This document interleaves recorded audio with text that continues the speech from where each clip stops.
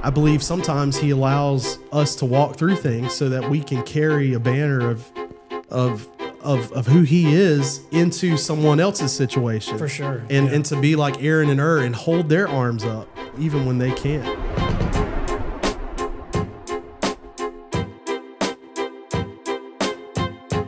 You are now listening to the Knights Around the Table podcast. Welcome into another episode of the Knights Around the Table podcast. This is episode 18, and today's podcast, we're very excited to be, once again, just the boys here at the table, diving into a conversation that's very interesting today. When plans go sideways, how do we respond? How should we respond? Looking at people, maybe are there examples in the Bible of people that when the plans went sideways, how did they react? How do they respond? I think we are defaulted to think if we follow Jesus, there will be smooth sailing. It will be a clear path, an easy path, and sometimes it is far from that. And life has a way of throwing a lot of curveballs at you. Yep. I was thinking not that long, actually a couple years ago this time, well, we're in December and Christmas Eve 2023, it was 4:00 in the morning. I was laying in bed, fast asleep, waiting on, actually it was Christmas Eve. Okay. So it was Christmas Eve, but it was 4:00 in the morning, Christmas Eve, laying in the bed. And I hear this awful calamity out in my backyard. A tree had fallen. One of the big trees in my backyard had fallen. Hickory nut. It was a hickory nut. Had fallen in the backyard, 4:00 in the morning. And in doing so, ripped the power line out the side of the house. And so here I am, not expecting to have to be messing around with a tree that is just bolted and fell in the middle of the night. I'm out there with chainsaws, emergency, and doing all this stuff. We got power lines down. Before the sun come up, we got everybody out there. My neighbors are all outside, like everybody's helping each other. I didn't anticipate to be cutting down a tree at 5:00 in the morning out there with a chainsaw, freezing cold on Christmas Eve. Yeah, that's no fun. But that's how life goes sometimes. It throws you things that you don't expect, that you don't anticipate. And, you have the car engine breakdown, simultaneously your air condition goes out, and then all of a sudden your child gets sick, and then something happens at work, and it seems like chaos is all around us in this life. And one of the things that we discuss every week around this table is sharpening each other to be a better version of who God calls us to be, helping each other on this journey. And one of the things on this journey that is inevitable that we are going to face is chaos. Have you guys ever anticipated or found a place in your life that maybe you didn't anticipate something, but something blindsided you out of nowhere? Sure. Well, it was funny because you said AC unit went out, then the car went out. I was like, you explained like 2 summers ago before we went to the beach. That's true. Yeah. That's literally what happened. So yeah. we were, it was a Saturday morning. We were getting packed up, ready to go to the beach, and our house just started this is middle of July, and it just started burning up. And I was like, oh no.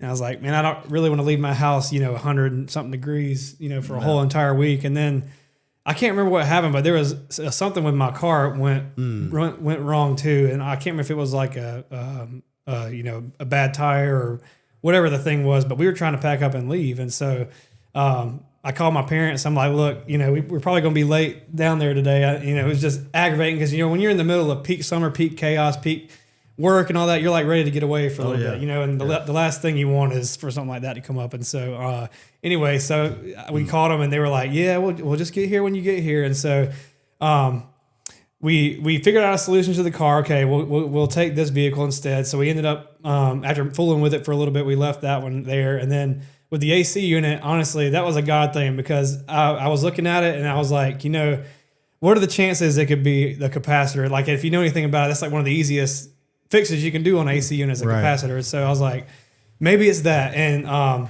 there's a little Ace Hardware that's near my house, and it's probably like one of the worst tool stores, I think. And to me, Lowe's has everything. Shout out Ace Hardware. Yeah. Not a sponsor. Hashtag not a sponsor. Well, and I'm sure their people are fine, but their inventory is not, though.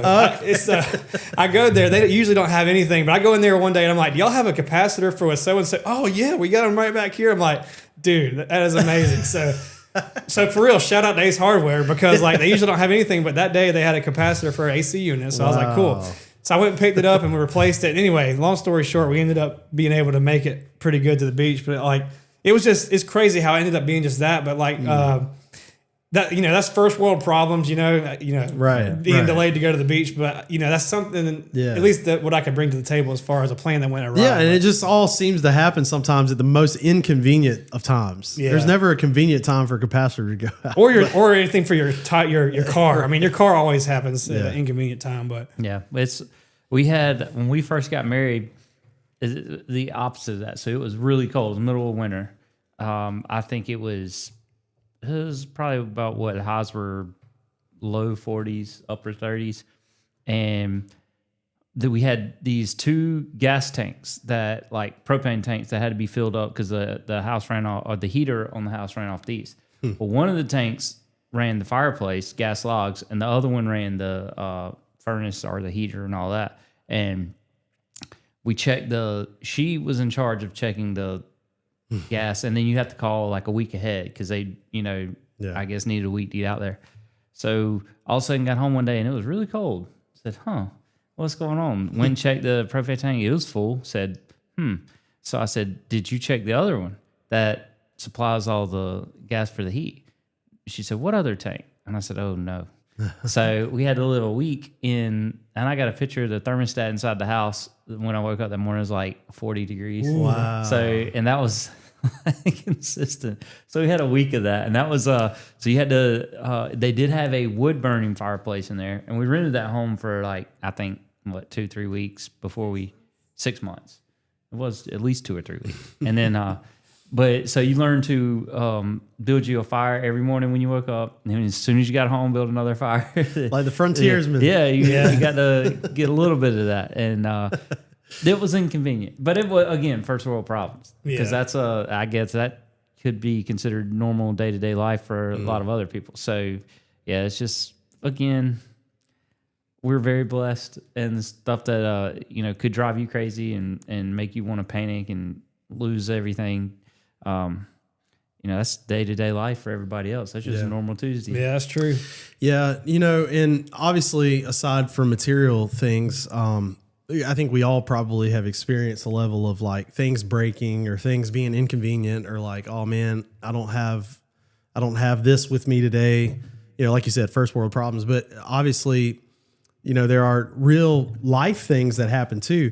One of the things, we touched on this briefly last episode, I believe, but we're all fathers and we're all husbands, and we share a lot of commonality in that. We also have shared in the podcast before that we have commonality with miscarriages or loss of our children. Every one of us have touched, and it seems like that's happening. That happens a lot. Yeah, it seems like, at least, and a lot of people go through that. And man, what an unexpected thing, Kristen and I's testimony on that, our situation, we were scheduled to go find the gender out. We were that far along, I guess. We were going to find the gender out, and it was actually I think things started happening, and Kristen started having some issues leading into that. But at that appointment, we found out that we had miscarried. And, you had already posted all the pictures. You already had all the congratulations. You already, had all this stuff. People were starting to buy things. We had a Christmas ornament given to us already, unexpected, completely out of left field. And now you got to go through the process of, because we're far enough along, we have to go through the delivery process. So it's like, you got that. That's completely unexpected. I'm sitting here now holding a baby that's premature, obviously, and has miscarried in my hands like this, looking at him. And that's not how I anticipated holding a baby. Yeah. Holding my child for the first time. And blindsided. And what do you do? And, what do you do? The questions then come, why, God, would you allow this to happen? Well, why would you let this happen to us? Exactly. And I think for me, I would say fortunately, but I know in your case it was a lot harder, but we didn't have that, it was still earlier on in our miscarriage. It was around 6 or 8 weeks or something like that. Yeah. We had more of like a sign of, potentially something was coming because, she started spotting and that kind of thing. But I think the thing that makes you, at least in my mind, the thing that made me so mad, honestly, made me mad during that process was that it almost feels like it was a direct attack from the enemy, because it's almost, the Lord gives life, and there's no life in the enemy. Like, the enemy cannot create life, and he's only the Lord can do that. And he's given us the privilege of being able to, play a part in that. So it almost feels like a direct attack from him. Like, I'm not even giving this baby a chance. And so that's the thing that frustrated me so much, is like, he didn't even have a chance, or they didn't have a chance. It's like, but they couldn't even get on their feet, 2 feet good enough. And so it just makes you real mad at the enemy that, that maybe he had a hand in that, but don't want to give him too much credit, because the Lord produced a lot of bountiful blessings out of that. Right. But those are the kinds of things that run in your head whenever that kind of stuff happens, because you're like, you just feel like you're robbed. No doubt. And before we, I guess, continue with the testimony aspect and the back end of what God did through that, Jonathan, I know you and Keeler experienced something very similar.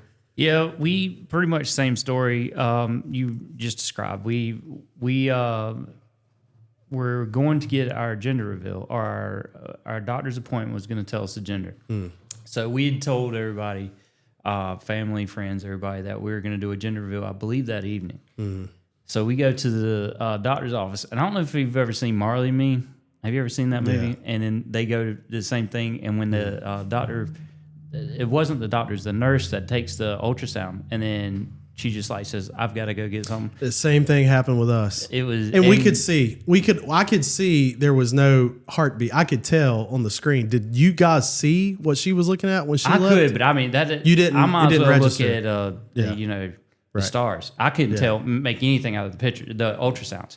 I don't know how to read that stuff, but so anyway.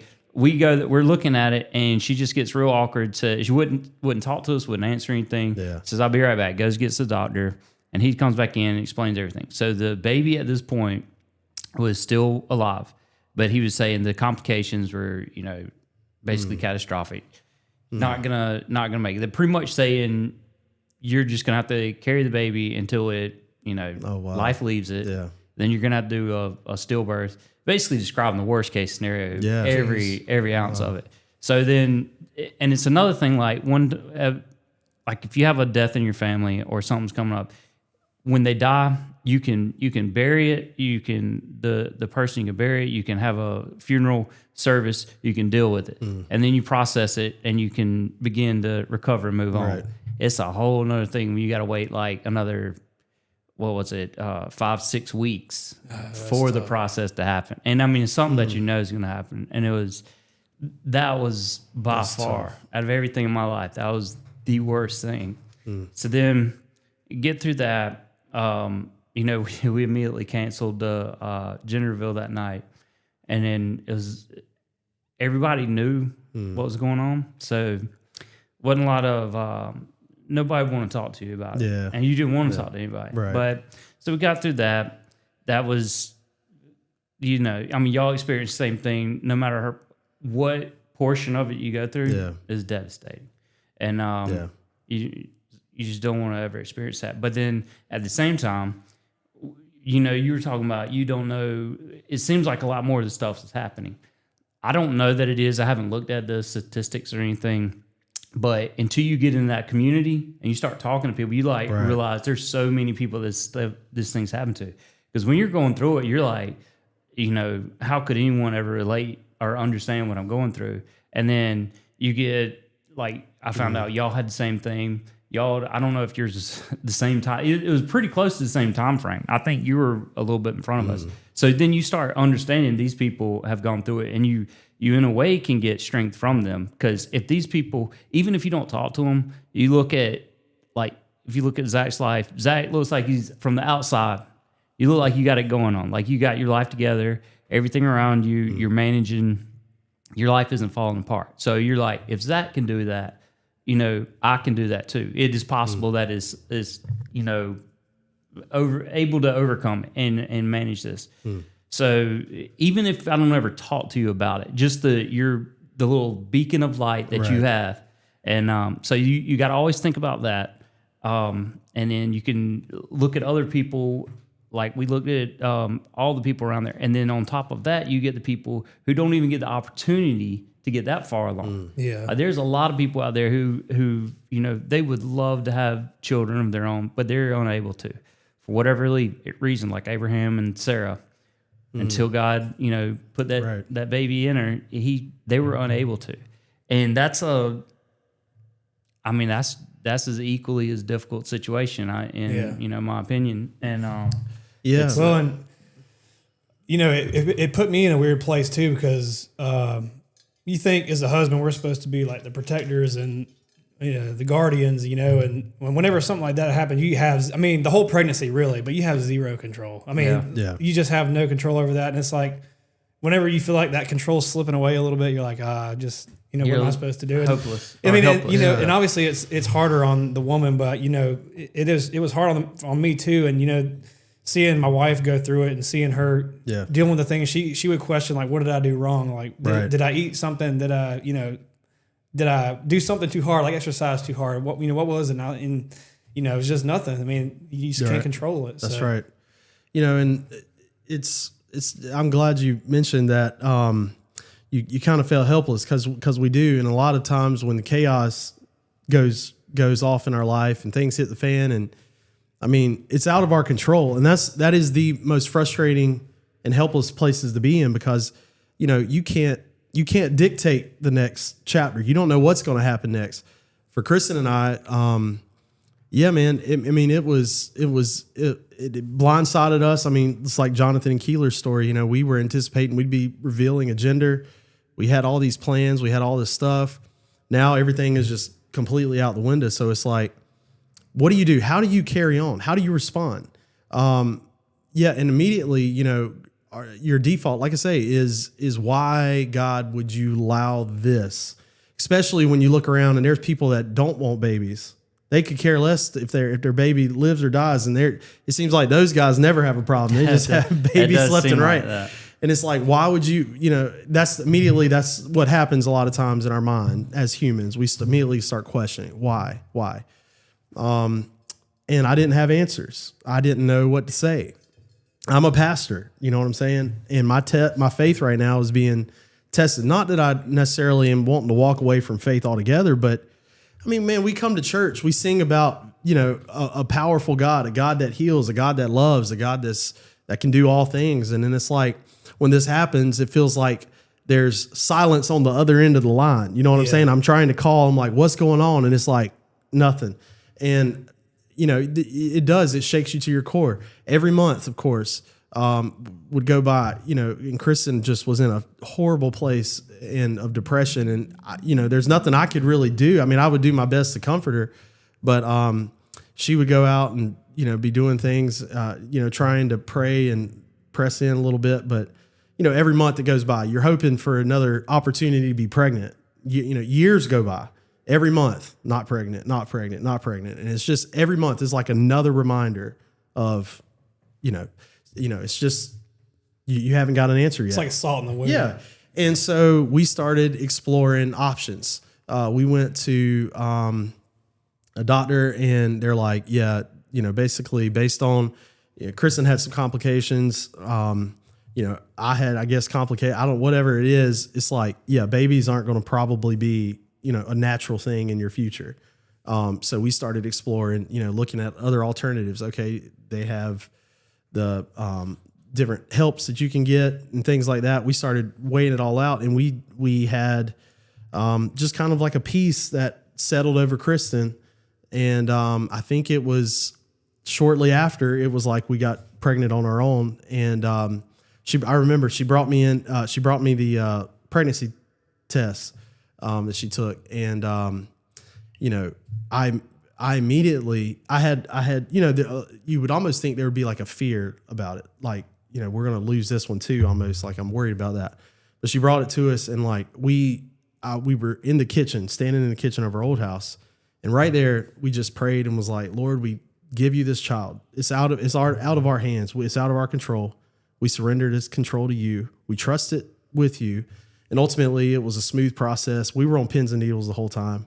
But Mason was born. He's just fine, 8 years old now, doing great. But, you know, chaos and specifically, that's an example that's touched all of our lives. Mm-hmm. But that is something that touches a lot of families, a lot of people, a lot of young families, a lot of men. And it's like, how do we navigate stuff like that? Like, how are we supposed to respond? Did God fail? Did he mess up? Was he asleep at the wheel? You know, and what do we do through that? And there's instances in the Bible where plans that people have, and even they're walking in obedience, and they find themselves staring a situation down that they did not anticipate, that came out of nowhere, that is traumatic, that is tragic. And the whole time they're not doing anything wrong. So then the question lies, and maybe this is what we can talk about from here. What do we do? How do we respond in times of chaos? Yeah. And this is a short and sweet answer, but we can kind of elaborate on this. And it's easier definitely to say than it is to act it out as you're going through the thing. But as you're going through that situation, you have to realize that even though this happens, you have to ask yourself, is God still good or not?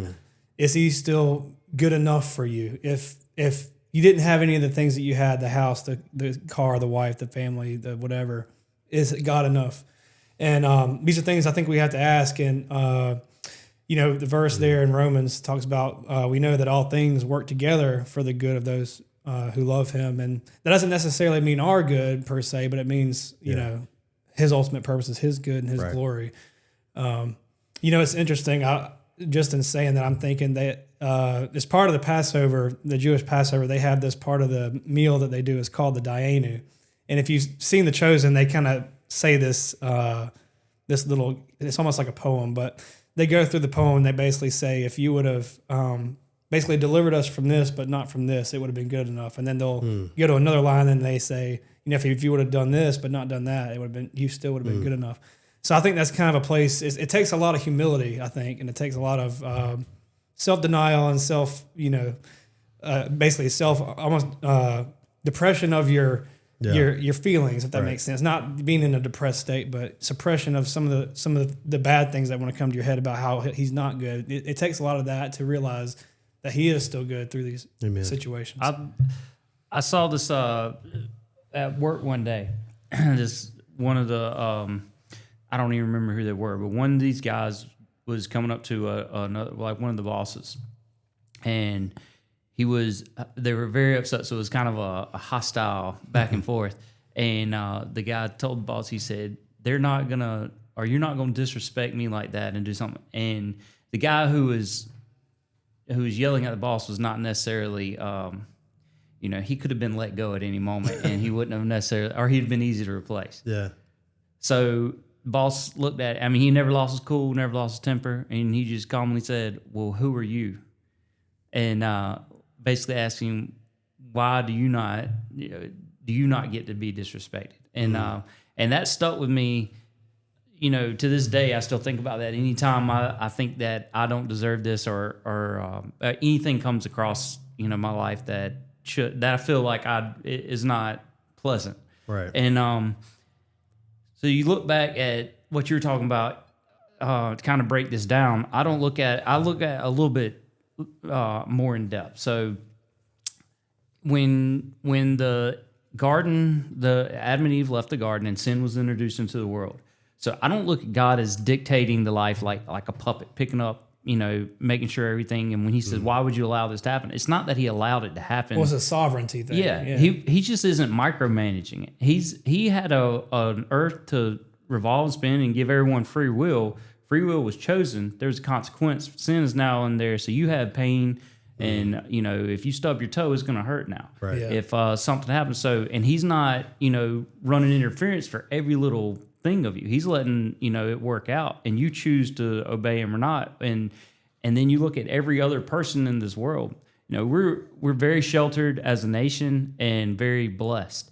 We don't experience anything we could. So when we look at, well, man, why do I have to live like that? Why did my heat go out? Why is this, tough for me? And then you look at the just biblical examples. When Jesus was born, every male was killed under a certain age. Yeah. I mean, what if the government came to your house today and said every one of your children under the age of 8? Right. Yeah, that would, and you're helpless to stop it. You can't do it. There's absolutely nothing to do. That's happened there.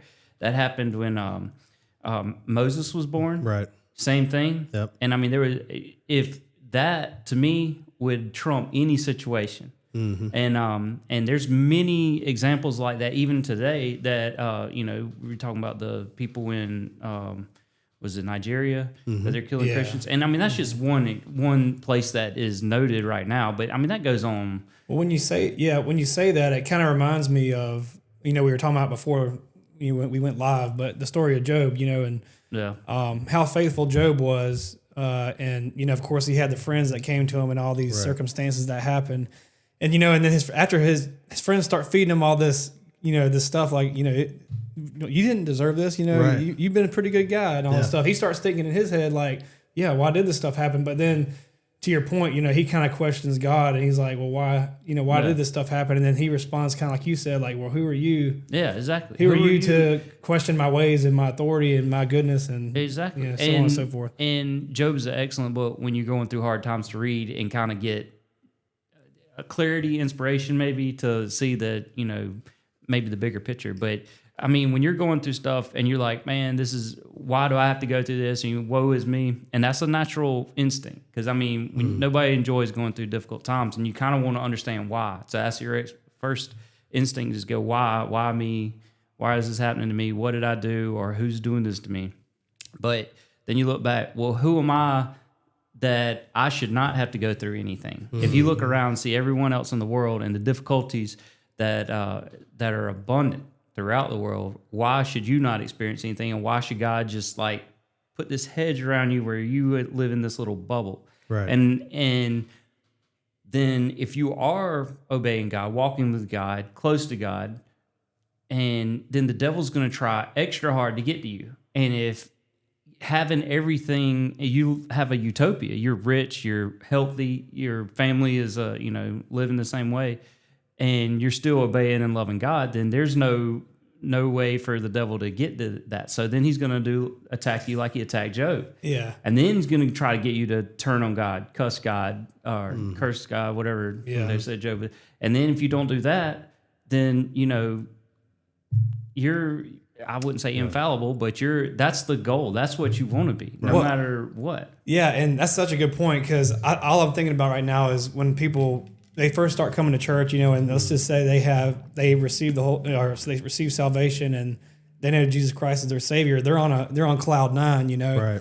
And they're expecting that everything from that point on is going to be rainbows and butterflies. But when they find out it's not, then you start seeing some of them fall away, right? And talking about what you were saying, as we're here on this fallen world, we're going to experience trouble. And matter of fact, Jesus even says that. He says, like, you will, in this life, you'll experience trouble. Yeah. It's almost a promise. It's a surety. Yeah. And every example he has confirms that. All the disciples died martyrs' deaths.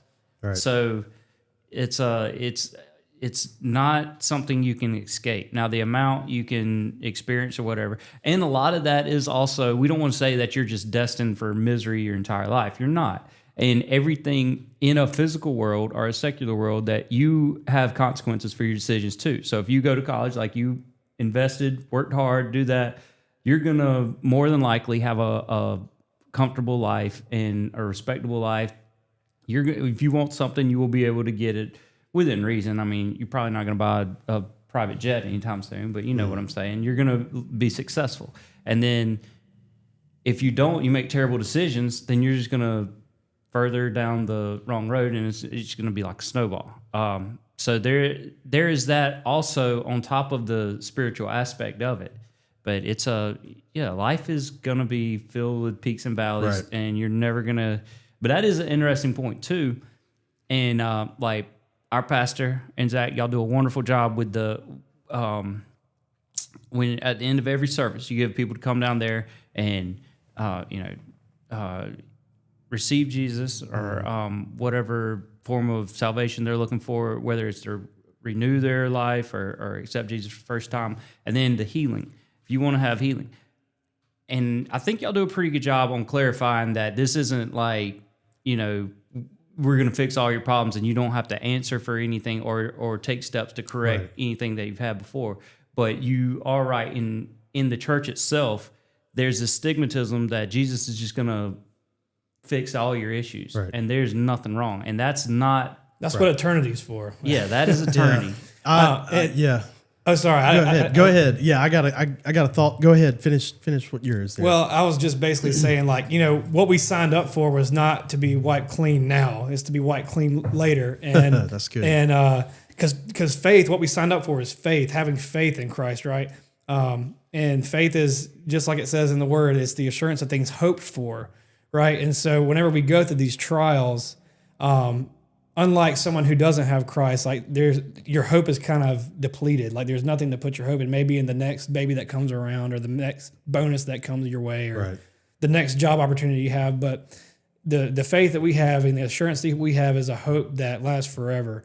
And this is a God who obviously promised that we're going to have trouble and heartache, but He's also promised that He's near to the brokenhearted, right? And He has the tears of all of His saints in bottles in heaven, and that's a kind of an interesting visual to get, but that's who our God is. He's there with us. He knows our pain because He's been here and done it. So. Amen. That scripture that you referenced about how even Jesus said, "In this world you will have trouble," and that verse kind of goes on to say, "But take heart, because I've overcome the world." Yes. And so I find, and I just preached a message on this last Sunday, even in the example of Psalm 23, the verse that David wrote much later in his life, a man who had experienced highs and lows, a man who experienced victories on the battlefield in the face of giants, and a man who experienced, complete, destruction that he caused from, his mishaps and misdeeds with Bathsheba and all the things that took place there. It's a man that had a lot of chaos in his life. And that Psalm 23 is one that sometimes is read at funerals. It brings comfort, talking about who God is. But there's a verse in there, verse 5, that says, you prepare a table for me in the presence of my enemies. I just preached a message on this, how, sometimes there's enemies all around us and there's chaos all around us. And we expect God to show up with a sword and to kill the enemy, and to destroy the enemy, to stop the pain, to heal my need, to go ahead and do that. And we expect Him to show up this way, but instead, often He shows up with a table. Mm-hmm. And even in that presence of chaos, He invites us to find rest. And that is the biggest thing that I have found that I can hold on to. And it's just like you said, because when I pray, I have sometimes trouble praying, and we've said this many times too, I think we have trouble praying, God, your will be done, because what if His will is different than our will, And sometimes His will is not to heal. Sometimes His will is not to silence the noise or to stop the voices, because that's the reality of a sinful world, a fallen humanity. That's the nature of it. I mean, this is the consequences of life. And so what if He doesn't heal? What if He doesn't show up with a sword? Is He any less God? Is He any less good? And sometimes He shows up, instead of, cutting the head off of the snake, He shows up in the presence of the enemy and prepares a table. Yeah. And I've found that in those places, that even in chaos, I can find rest in God. I can have confidence in the Lord, because Scripture says, if our God is for us, who can be against us? Even if our very life is taken away, we have a hope that is far greater than this life. And so I have confidence. And in that confidence, the Scripture says, the name of the Lord is a strong tower, and the righteous run into Him and they are saved. Like it talks about how God is is like, he's a safe place. And so I would encourage, I guess, all of our listeners to find rest in God. And there is rest in him. Yeah. When you see that things are out of your control, man, out of your hands, like, how are we ever going to get through this? That he's still good, that he's still God, he's still working. And so ultimately it's in him that, we can have peace that passes all understanding, joy that, outweighs our circumstances. Amen. Yeah. And, this is something that kind of both of you had alluded to, was, you mentioned David, the story of David and the things that happened to him because of choices that he made. And same thing, you were saying that because of the choice of man to fall, that there are consequences for our actions. And yeah, and definitely there are bad things that happen to us because of choices that we made. But there are sometimes that there's just tragedy, and there are things that happen to you because it just happens. Like stuff happens. But I mean, it is ultimately the result of a fallen world. Right. Yeah. But for example, when you mentioned David, it made me think of Jonathan, right? Like, in the story of the Bible, in the Bible, when you read Jonathan, though, he's a very humble guy, and heir to the throne, and the next the crown is basically his, all but his, after Saul dies. But he hears from David that he's going to be king, so he submits to God's will, even though that's not what he necessarily probably wanted.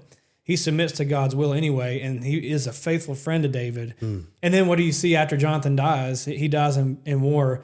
He has a baby with his wife, and as she's riding off with that baby, he just fell out of her arms, and he becomes crippled for life. Right. And you think of that situation. Well, why did that happen? Like, you have such a faithful and humble guy accepting the will of the Lord, and then something happens. I mean, those are tough. It's like there's not really necessarily like a misdeed we can attribute some things to, but as you say, that we can have hope in him, and we can find rest in him. And you'd kind of mentioned kind of the what came out of y'all's situation and the life, and with Mason and everything else. And with us, we basically, this isn't a plug or anything, but I basically had a song come to me through mine, and it started off, I was at work, and basically there was like lyrics that I was listening to a song, and it basically said, sometimes it takes a mountain, sometimes a troubled sea, sometimes it takes, I think it's a river or something, to get a hold of me.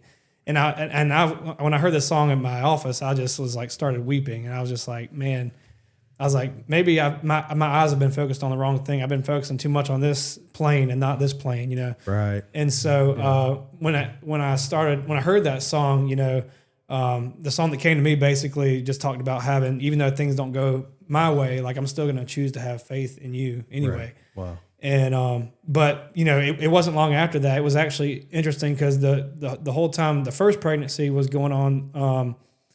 My wife's, I guess it was the female hormones that help, like, make the baby grow or whatever. They weren't really climbing and things like that. But because it ended up being that because the miscarriage happened, that her pregnancy hormones remained elevated to a point where they were almost like hypersensitive to where we got pregnant soon after. I mean, it was probably like a month or two after the miscarriage.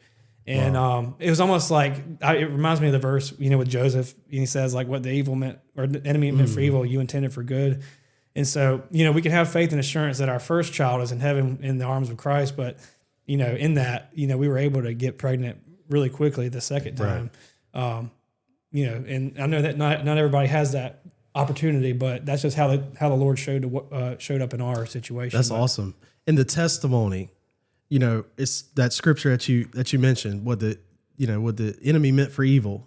The testimony that comes out of chaos when a faithful servant is faithful to God, what he can do through that, how he can sharpen, shape, and ultimately turn that situation back for his good and his glory. Man, through our miscarriage, in that delivery process, Kristen's had an opportunity to go and minister to so many other ladies that are walking that journey, and has been able to offer them hope that she has found in the rest that she's found in God, the peace, all those things that at the time, like you mentioned, your eyes don't see because, you're focused, like you said, on this plane and not that plane. But I I believe sometimes he allows us to walk through things so that we can carry a banner of who he is into someone else's situation. For sure. And to be like Aaron and Ur and hold their arms up even when they can't. Yeah, that's a good point, because the verse you were saying earlier, in this life we'll have trouble, but take heart, I've overcome the world. And then in Revelation you see how we overcome by the blood of the Lamb and the word of our testimony. Amen. So that's directly related. I mean, I've heard it said, like, all these scholars and stuff, they try to prove, like, they go so hard in like the historical records and things, like, was Jesus alive? Is he real? Is he this? Is he that? And one of the main evidences of God being real is just in our everyday testimony. Like, I mean, obviously there's plenty of proof that still backs it up, I'm certain, but there's also plenty of expert witness testimony that makes a pretty good vouch for God and his power too. Amen. There's a lot of things in this life that we're going to experience chaotically, and some tragic, some humorous, but there are lessons to be learned through it all. And maybe this is a good opportunity to bring us to our first little segment here, the story time. Story time. Yeah. Our favorite time. Yes. Silly. I guess we've dubbed it Silly Stories with the Boys, right? Silly the boys Stories in heaven. Boys. Okay. 2 boys and 1 man. Yeah. No, I'm kidding. Yeah. And so chaos.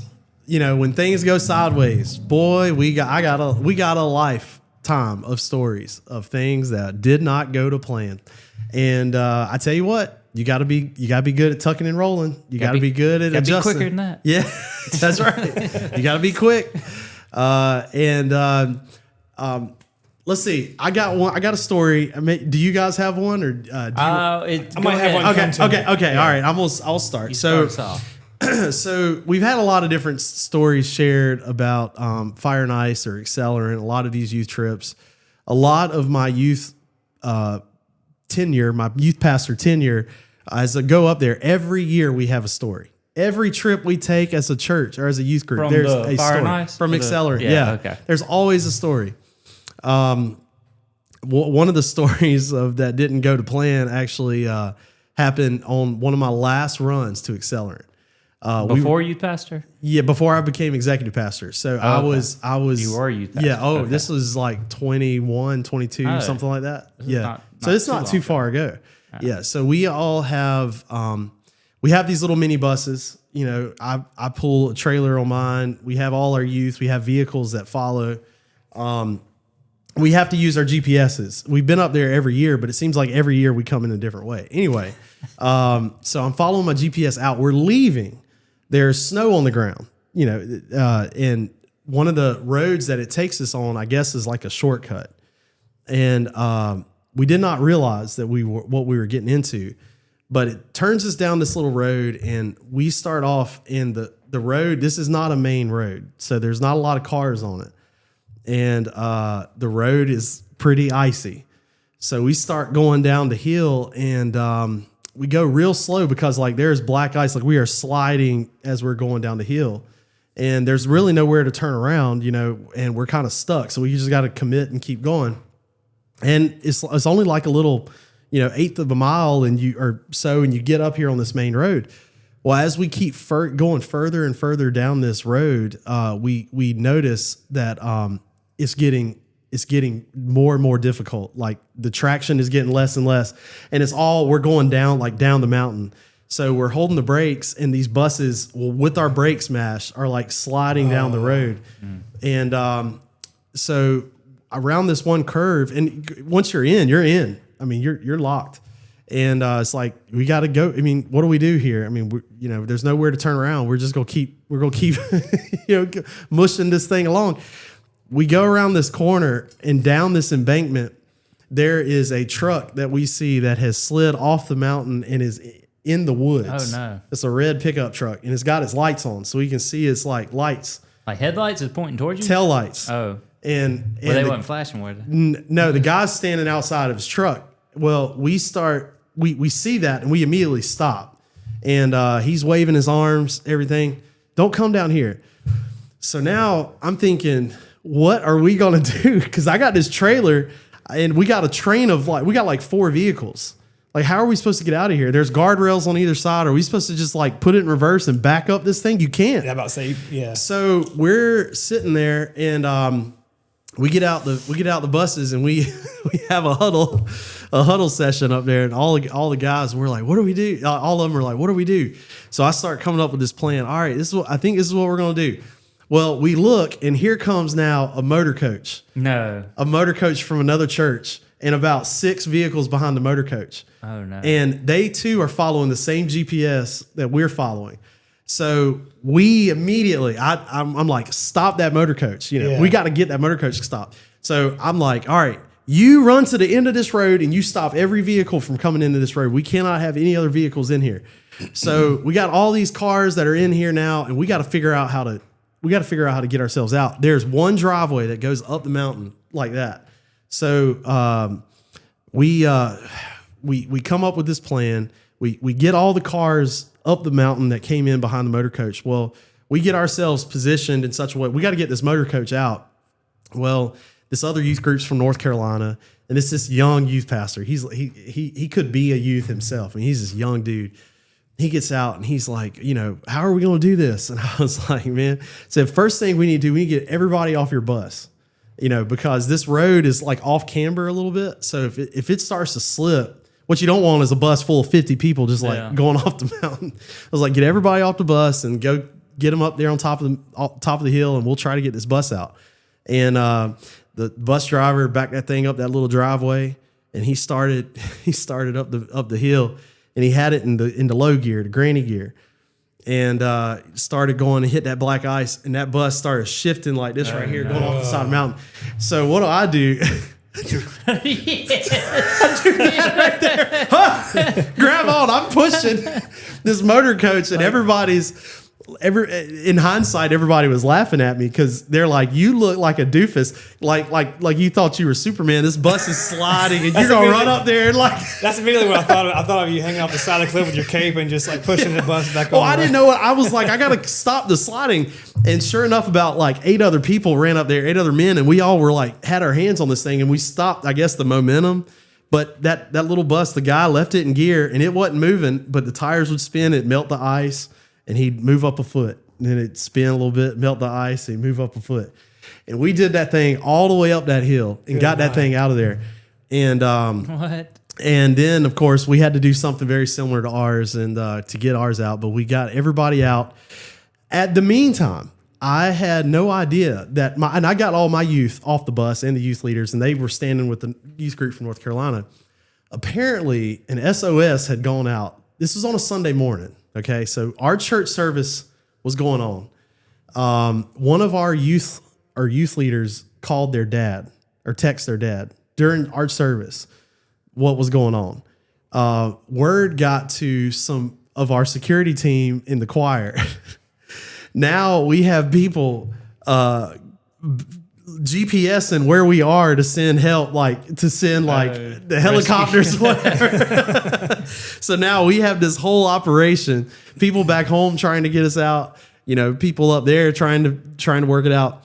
But I look back on that situation, and I didn't have a plan for that. I don't know. I didn't really know how to handle it. But that comes from Rangers, because you never have a plan for when it goes sideways. You just have to learn how to react. Hey, when that bus was moving, it was an instinct. I just jumped in the way. I don't know what I was doing, I guess. But it worked. I mean, we stopped it from sliding. It's 40,000 pound bus. I'm about to stop. So, I mean, it happens. But, and we've had situations, man, where we follow GPSs. I had a better idea than the GPS one time to find a gas station. And we... coming out of Accelerant, just a few years before that, we passed a perfectly good gas station in Gatlinburg to try to find one closer to the interstate. And I needed gas terribly, and passed one, and we found a shortcut on the GPS. It took us down the road, and same thing, up the mountain roads. We lost our signal. We lost our GPS. The roads went from asphalt to gravel, and here we are. Yeah. Ain't got a plan, ain't got nothing. Hey, let me tell you, I was praying. I think on those church trips, when you get in a situation like that, some of our kids are back there crying. Some of them were singing, praying. Hey, we got close to God on the side of that mountain, boy. That was the highlight of our spiritual retreat. That was always the fun part, because it was always an adventure. Yeah, but at the time it can be scary, but I always enjoyed those parts. Well, see, you're just like, yes. what I had in my mind was, if we can make it up this mountain, I can, even if I run out of gas, I can coast down. Yeah. So, you always got to be thinking how to. Yeah, but then you get down to the bottom of that one, and then you start up another one. And of course, there goes the power lines. There goes any civilization. You go from asphalt to gravel. You're like, man, I'm moving further away from civilization, further away from gas stations. We did find this one little sign that was on the side of the road. It said general store, like quarter of a mile ahead. But it looked really suspicious because it was like a chalkboard sign. It was like hand drawn. The one pump gas station type of thing. Dude, it was worse than that. Because we pulled up to it, and we literally were on a dirt road now. And it looked something off of the Deliverance, son. It was horrible. They had an outhouse in the back, a wooden outhouse. And the lights were all off. Like, nobody was out there. They had a little... The lanterns weren't glowing. There was lanterns on the thing. No, sir. We kept moving. And anyway, we got out. I don't know how we did it. We rode 45 minutes to an hour with our gas light on. It was crazy, but... Chaos, man. You got to know how to do it. Yep. Tuck and roll and adjust. That's correct. What's your good story, Evan? Man, I don't have necessarily like one good story. I mean, I just have so many things of whenever plans didn't go like they were supposed to. I mean, I've had instances where I've been on a bike and about 4 miles away from the house, and then just monsoon comes down. Got to ride back and stuff, and I broke down one time in the middle of the busiest intersection in Myrtle Beach. Oh. People give me the one finger wave. No. Was that the same time your last story you told us about? No, not. That's a different time. But I mean, it's too many to count. There's so many things. Did your dance plan at prom? Did it go according to plan? Where's that coming from? I think it was I've heard stories. Evan is a hidden talent for all our listeners. He's a break dancer, and as in break his hip dancer. Break his hip, break his knee. Well, no. No. He would tear it up. Didn't you have like a dance or something? Everybody like cleared away and let you like in the middle. Yeah, I don't know what happened, but it's a blur. It kind of was. I mean, I don't know. I just kind of started feeling it, and you let it go. Yeah, I let it go, and then it was funny because like I was like 2 songs deep, and then like I finally realized I was looking around and like everybody's huddled. Like I have like a big radius around me of just people. I'm just like, what are y'all doing? And they're like, I'm like, okay, that's awesome. Like, if you ask my wife about this, she was like, you weren't good. Apparently they like the fact that I just came out of my shell or something, but I can guarantee it probably wasn't that good. Confidence is key. That is all that matters. If it's good for you, it's good. So but it was funny because, you're talking about not going as planned. Like, I remember the next Monday after prom, people were like, that's the guy. That's the guy. That's the guy. What's the thing they put in there? Your superlative. Your superlative. I didn't get a superlative. I didn't get one. I left my senior year. Like I was going to college already. So like I wasn't. Well. Yeah. Yep. Well, most likely. We were in, we went to Nova Scotia on a motorcycle trip one time. It was probably, I think it was 5 or 6 of us. And it was 5 of us. And anyway, we were coming back across from Nova Scotia up to the top of Maine. And when you leave the province of Nova Scotia, I think you get into Quebec, or I forget what it is right there. But anyway, there was a fork in the road, and there is like a 4-lane interstate, I guess. It wasn't an interstate, but it was like a highway. And we came in kind of up the coast of Maine and took a ferry over to Nova Scotia, or you could have came across the top, go into that other state, and come down to the very top of Maine. And we hadn't been to the very top of Maine. So coming back, I was like, we'll go over to the very top, take the other road, or where it forks off, we'll just go straight and come down the top of Maine, see some country you haven't seen yet. And when the time I passed that, my dad came over the radio, and it was about probably 5 minutes before we got to that intersection right there and says, "Hey, I need to get gas. I'm almost out." I said, "Okay, well, we'll get it at the next gas station." Past that, and all the, what would you say, civilization went that way. But, I mean, it wasn't nothing but mooses. Because the time I passed that thing, my GPS, it just went blank. And I was like, So I tapped it and put gas station. It said, next gas station, 400-something kilometers. Oh. I said, oh, no. Oh, no. And at this point, like, my dad's motorcycle had the least range on it. And his, I think we went another 5 minutes past that. It couldn't have been that much further because I was already like, all right, this ain't gonna work. We gotta figure out where to turn around. And his bike runs out of gas. And I was like, oh no. And then I think Bobby Jeffcoat was with him. I think he stayed with him or he was really low in gas. I can't remember if he ran out or I forget who stayed with him. But anyway, it was me and Bubba and somebody else. It might have been Bobby that went with us. But anyway, we went to go find this gas station. And it was, I can't tell you how far it was. It was like, I think 15, 20 minutes away. As we were pulling up into this gas station, ka-kunk, ka-kunk. Oh, That is how close we were. And I mean, it was nothing in this this area of Canada, at least for 400 kilometers. And that was very scary because when you're thinking, like, I'm going to have to, I don't know how you get out. Hitchhike through some woods. And that's crazy. I'm telling you, I feel like you can think of, this could go on forever. I mean, you can think of so many times. At least I can. I mean, it's just inconvenient. Well, I found out all of us drive Honda Odyssey. I found out how far you can go with your gas light on. You got that? Yeah. From Myrtle Beach to the Buc-ee's in Florence. I'm not kidding. Downtown Myrtle Beach? Downtown Myrtle Beach to the Buc-ee's in Florence. That is one thing I didn't do that intentionally. And I stretched it That's far. a lot of gas stations you're passing. Dude, so... Well, it depends on the way you go, though. Yeah, so how that happened was our van, I don't know how y'all's is, it dings one time when the light cuts on. It goes ding, and then after that, it's just a little icon down in the corner. So if you miss the ding, unless you're paying attention, you don't, the little icon down there, you might be in conversation. Yeah, it doesn't grab your attention. So we left Myrtle Beach and the light dinged. And as we were pulling out of the hotel, and I was like, I need to get gas. But all the gas stations where we were, this was like at spring break or something like that. So like everybody's down there. So I'm like, again, I'm horrible about this. I'm just going to go a little further and get gas at one of those gas stations not crowded. Well, then my GPS takes me down a way where there ain't no gas stations.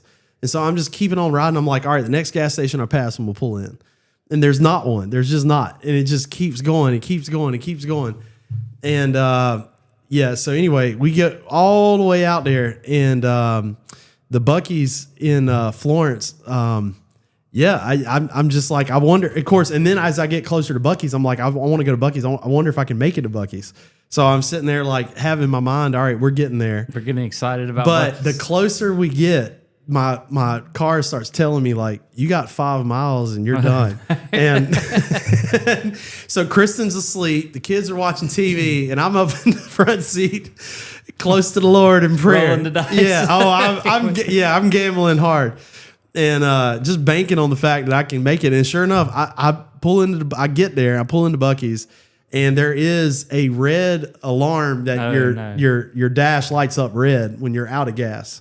Found that out pulling into Buc-ee's. And my whole dash turned bright red and it flashed on all these lights and stuff and pulled right up to the pump and never missed a beat. So, well, that's impressive. I'll have to remember that. Don't try it though. I don't want to chance that. So was that your first Buc-ee's experience? Oh no. I'm a Buc-ee's man myself. You're a Buc-ee's man? Oh yeah. Nah, man. I everybody forsakes my pilot over there, man. Pilot? Yeah. I give the pilot some love when nobody else wants to. So there you go. But what's funny though, talking about these silly stories, I mean, of course you have the things that happen in life that maybe are more tragic, maybe things that are harder to get through. But then, you have some of these other inconvenient stories that come up and like they're in the moment, they're not that great. Like you're like, oh, they're so aggravating. But what's cool about some of those is that they even can bring, you can shed light and, bring community on it. Or bring community with it. Some of these stories, as far as like us laughing about it and things, and Well, that's another another side to that coin. So you get these things that go wrong, like your car breaks down or your air goes out. But then you got where your car runs an extra 50 miles. Yeah, that's true. And then, I'm going to have to get tires this month. And next thing you know, 6 months later, you're still riding on the same tires. So that's true.